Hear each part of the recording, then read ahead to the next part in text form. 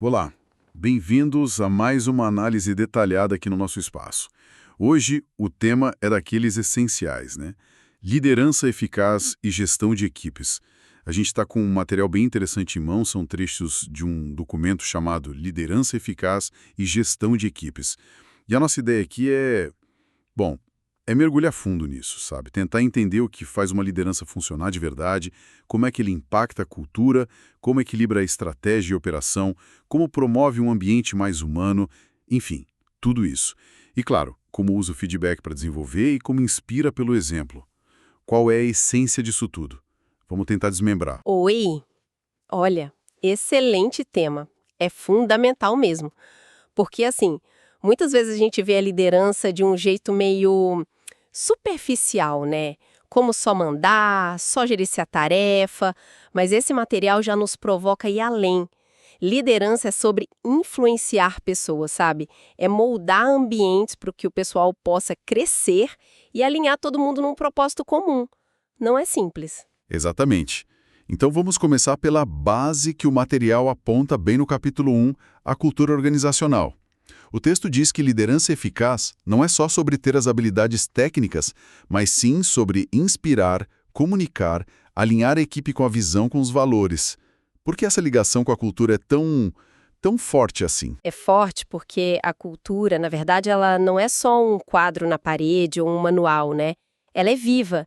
É o conjunto dos comportamentos, das crenças, das interações do dia a dia que definem o jeito que a gente faz as coisas por aqui. E o líder, como o material coloca de forma muito boa, é o principal guardião dessa cultura. Cada ação dele, cada decisão, como ele reage na pressão, tudo isso manda uma mensagem. E essa mensagem molda a cultura o tempo todo. E essa ideia de guardião soa como uma responsabilidade imensa pela consistência, né? O texto até fala que a cultura se mantém mesmo quando as coisas ficam difíceis se o líder for coerente. É isso. É exatamente isso. A consistência é tudo. A cultura não se firma com discurso bonito, sabe? Ela se firma quando os valores são vividos na prática, todo dia, especialmente na hora do aperto. Pensa assim, se a empresa diz que valoriza, sei lá, a transparência, mas na primeira crise o líder some ou esconde informação, pronto, a cultura que estava no papel já era. Agora, se ele chega junto, comunica abertamente, mesmo que a notícia seja ruim, aí ele está mostrando, olha, esse valor aqui é para valer. É essa coerência que cria uma cultura forte, autêntica. Entendi. O material até dá exemplos concretos de como liderar pelo exemplo, né? Fala de ser transparente, compartilhar informações relevantes, agir com honestidade. Fala também de mostrar resiliência, manter o foco quando as coisas apertam e até de buscar o próprio desenvolvimento para mostrar que todo mundo está aprendendo sempre. São ações que falam por si, né? Falam muito alto. E olha, essas ações têm que andar junto com uma comunicação constante. Não basta agir certo, tem que verbalizar também, comunicar os valores, os objetivos e principalmente o porquê. Por que a gente faz o que faz, para onde a gente está indo. Ligar o trabalho do dia a dia com esse propósito maior. Isso engaja e, acima de tudo, constrói confiança. Certo. E como é que essa comunicação e essas ações se convertem em confiança na prática?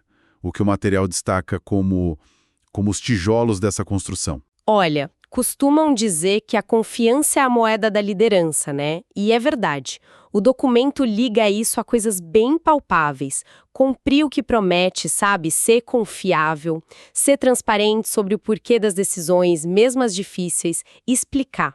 E criar um espaço seguro para o diálogo, para que as pessoas possam falar, possam discordar com respeito, dar ideias. Sem essa confiança, a influência do líder, ela simplesmente evapora. Perfeito. Com essa base de cultura e confiança mais clara, vamos avançar para um desafio bem prático, que está lá no capítulo 2, o equilíbrio. Como é que o líder equilibra a visão estratégica, o longo prazo, com as demandas do dia a dia, o operacional? Como ele não se afoga no urgente? Boa pergunta. A ferramenta-chave que o material traz é a delegação eficaz. E o ponto principal aqui, que eu achei muito interessante, é que delegar não é só passar a batata quente, sabe?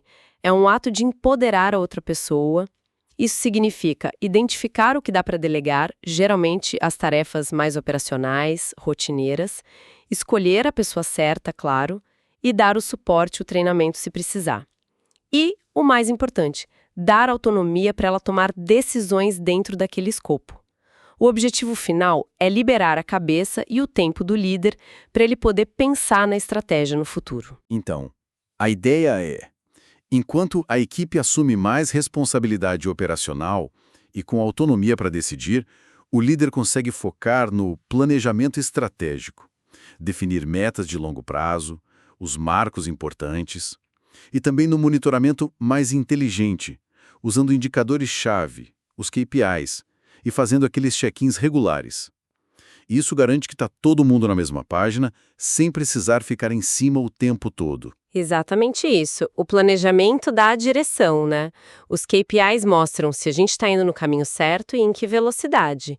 E os check-ins, eles não são para cobrar o detalhe, mas para alinhar, para ver se tem alguma barreira, para oferecer ajuda, para garantir que a operação está realmente contribuindo para a estratégia maior. É acompanhar o progresso, não controlar cada passo. E o contrário disso seria o tal do microgerenciamento, né? O material critica bastante.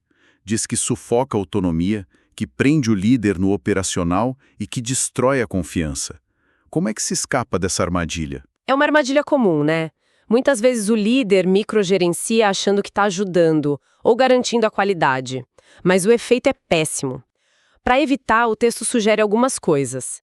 Primeiro, clareza total nas expectativas desde o começo. O que se espera da pessoa. Segundo, focar no resultado que você quer e não em como a pessoa vai chegar lá. Dar espaço para criatividade, para iniciativa. E terceiro, mudar a postura. Em vez de controlar, oferecer confiança e suporte.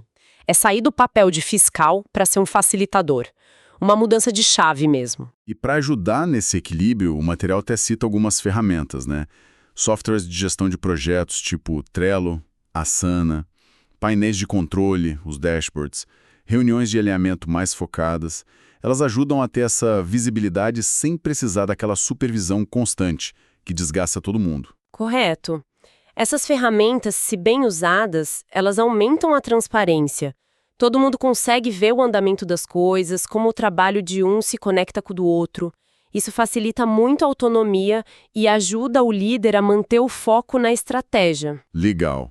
Saindo um pouco desse eixo estratégico operacional, o capítulo 3 mergulha na gestão humanizada e no desenvolvimento da equipe. A ideia central parece ser colocar as pessoas no centro de tudo. O material liga isso diretamente a mais engajamento, mais retenção de talentos. Qual era a lógica por trás disso? Parece bom demais para ser verdade e só ser legal. Essa lógica é bem direta, na verdade. Tratar as pessoas com respeito, com empatia, se interessar de verdade pelo bem-estar delas. Isso não é só bonitinho. É super estratégico. Pensa comigo, pessoas que se sentem valorizadas como indivíduos, que sentem que suas necessidades são ouvidas, que veem a empresa investindo no crescimento delas, essas pessoas tendem a ser muito mais comprometidas, mais produtivas e mais leais. Então, a gestão humanizada acaba impactando diretamente o resultado do negócio. Não é altruísmo puro, é inteligência de gestão também. E parte dessa humanização, pelo que entendi, passa por conhecer as individualidades da equipe, né? Saber os pontos fortes de cada um, onde precisam se desenvolver, tentar alinhar as tarefas com o que a pessoa gosta ou tem mais habilidade. Exatamente. É ir além do crachá, do cargo.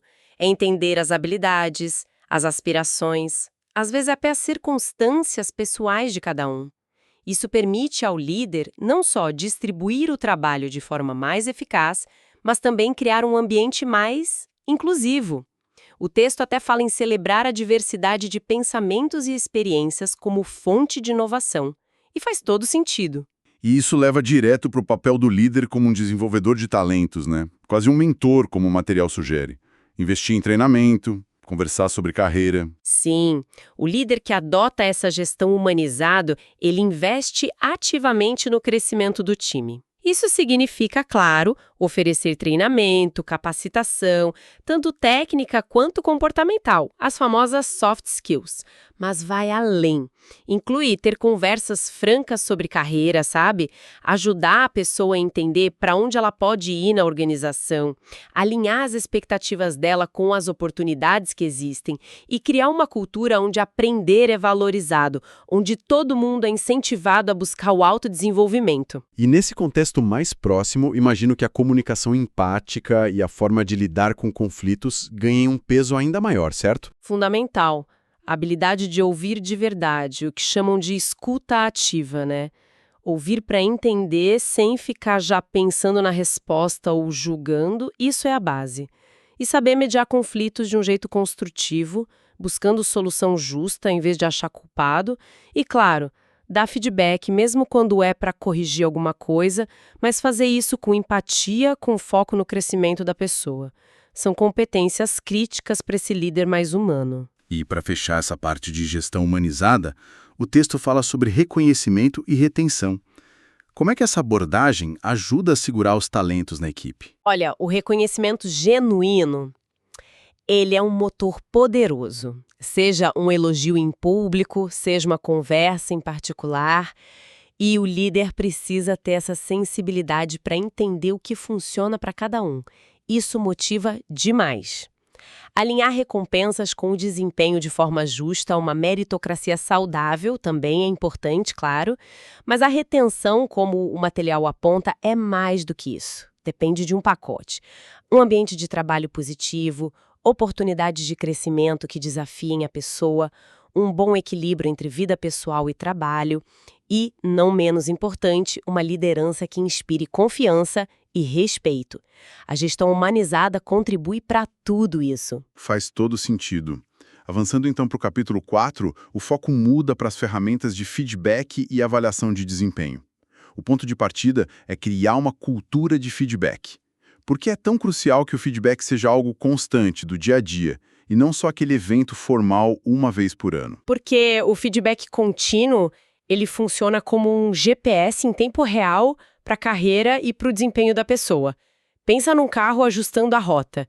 Ele permite fazer pequenos ajustes rapidamente, tanto para corrigir algo que não está legal, quanto para reforçar o que está indo super bem.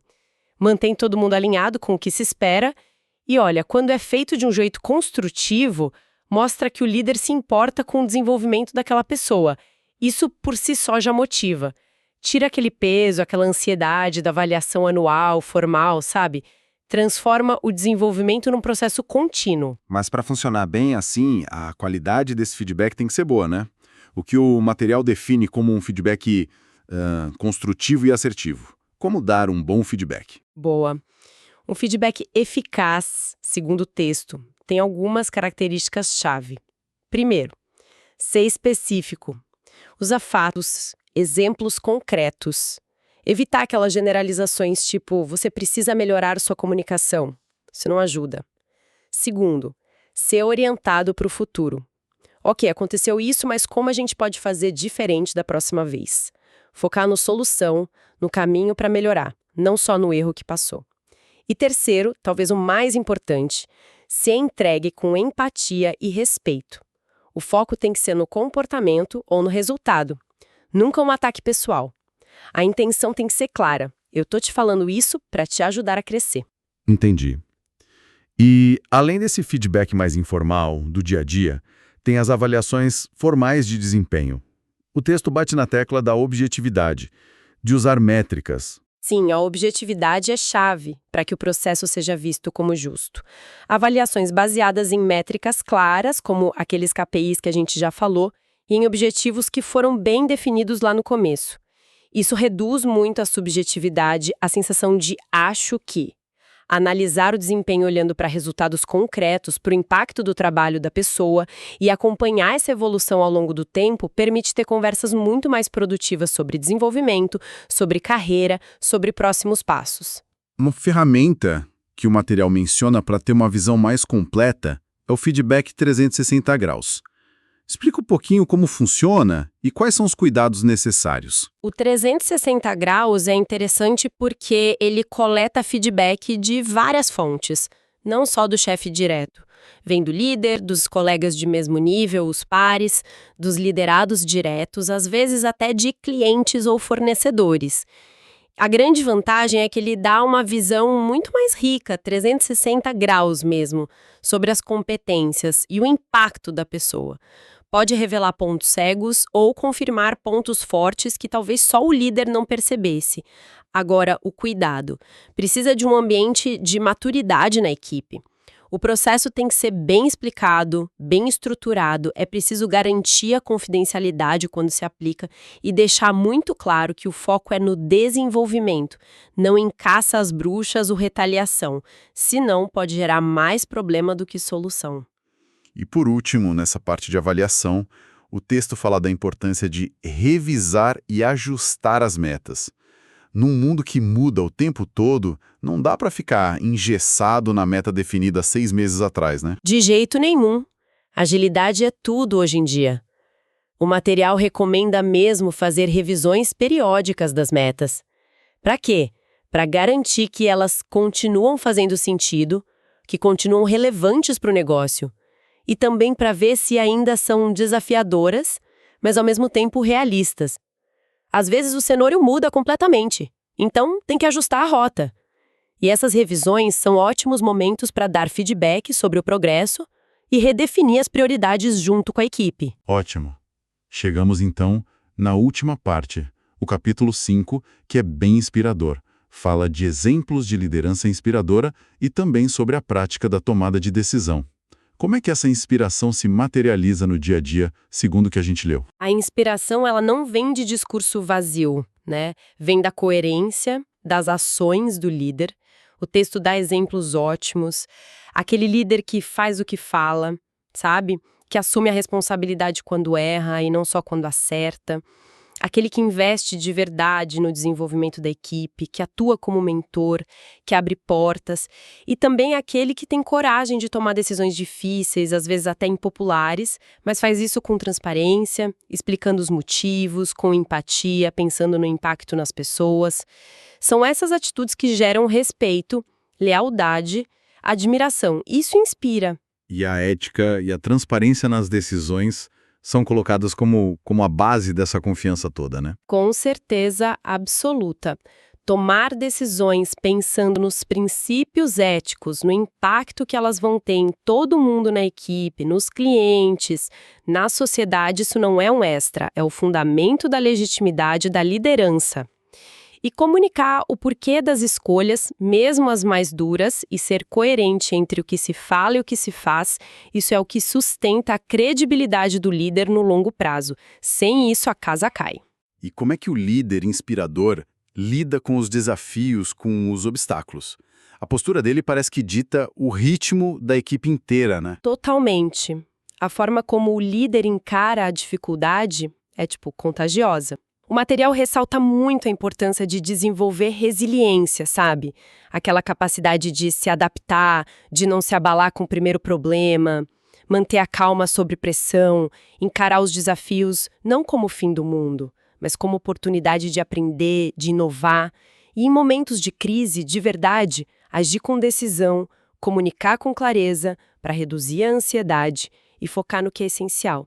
E isso une a equipe e ajuda todo mundo a atravessar a tempestade. Isso parece reforçar de novo aquela necessidade de planejamento estratégico e execução focada, principalmente quando a pressão aumenta. Sim, especialmente em momentos de crise. A capacidade de ter um plano B, um plano C, os planos de contingência, de ser flexível para mudar de rota se precisar, de focar no que é realmente vital naquele momento e de manter a comunicação fluindo, clara, frequente, para acalmar os ânimos e manter todo mundo informado. Isso é o que faz a diferença entre um líder que consegue navegar a crise e um que afunda junto com o barco. Para a gente ir fechando, o texto volta a olhar para o próprio líder. Enfatiza a importância do autodesenvolvimento contínuo e da humildade. O que isso quer dizer na prática para o líder? Quer dizer que liderar não é um destino, é uma jornada. Nunca se chega lá pronto. O líder precisa ter esse compromisso de continuar aprendendo sempre. Precisa ter a humildade de reconhecer que não sabe tudo, que pode errar e admitir quando erra. e estar genuinamente aberto para ouvir feedback, para acolher sugestões da equipe. Essa postura não só mantém o líder atualizado, relevante, mas também o humaniza aos olhos da equipe e fortalece ainda mais a confiança. É um ciclo virtuoso. Uau! Que bela viagem a gente fez por todas essas facetas da liderança, hein? Recapitulando rapidinho. A gente viu o líder como esse guardião da cultura, como estrategista que equilibra o longo prazo e o dia a dia, como um gestor humano que coloca as pessoas no centro. Vimos também como ele usa o feedback para desenvolver a equipe e a si mesmo, e como ele inspira pelo exemplo ético. E tudo isso, no fim das contas, ancorado na humildade e na vontade de aprender sempre. Exatamente. E o ponto fundamental, eu acho, é entender que essas coisas não são caixinhas separadas. Elas estão todas interligadas, se misturam. Uma liderança que realmente funciona é essa dança constante, sabe? Entre ter a visão lá na frente e ter a sensibilidade para lidar com as pessoas hoje. Entre comunicar com clareza e ter a humildade para ouvir. Entre ter a coragem para decidir e ter a ética para guiar essas decisões. É um desenvolvimento que não para nunca. Perfeito. E para quem está nos ouvindo, fica então aquela provocação final para refletir, muito conectada com essa autoconsciência e humildade que a gente falou.